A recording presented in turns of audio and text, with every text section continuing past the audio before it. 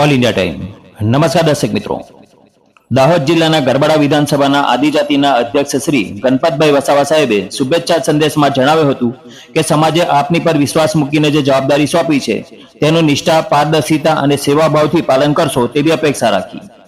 સમાજના સર્વાંગી વિકાસ, એકતા અને પ્રગતિ માટે સૌ સાથે મળીને કાર્ય કરે તેવી શુભકામનાઓ વ્યક્ત કરી.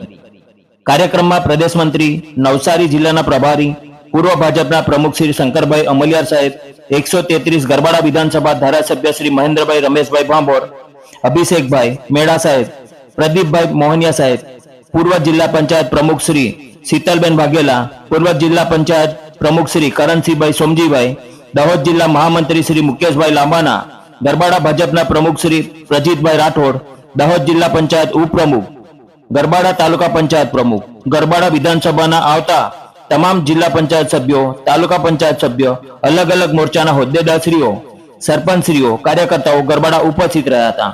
રિપોર્ટ રાજુભાઈ ભાંભોર, દાહોદ.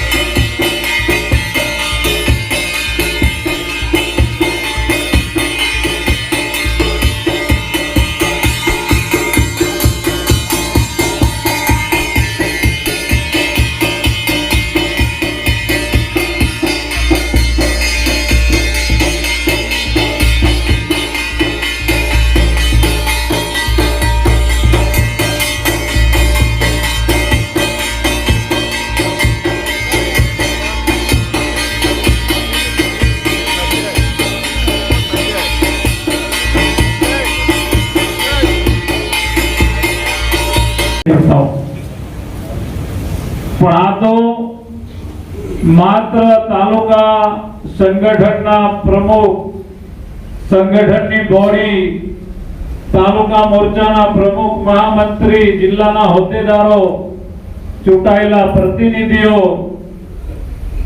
આવા કાર્યકર્તાઓનો અભ્યાસ વર્ગ થઈ ગયો. પણ ચૂંટણી જીતવાનું કામ કોણ કરે ભાઈ? બૂથમાં અને ગામડામાં બેઠેલો કાર્યકર્તા. એને જો વિચારધારાથી ના જોડીએ તો આપણને ચૂંટણી જીતવામાં ઘણો મુશ્કેલ પડે. અને એમને જો અભ્યાસ વર્ગ કરાવવા જઈએ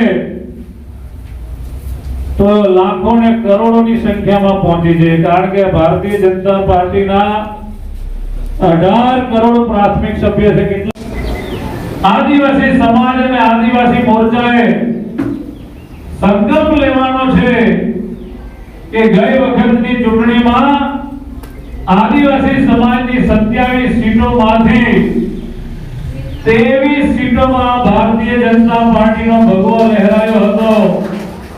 પણ આ વખતનો સંકલ્પ 27 માંથી 27 સીટો આપણે જીતવાની છે. ત્યારે મિત્રો, એના માટે પાર્ટી આમ તો અનેક કાર્યક્રમો આપણને આપ્યા છે.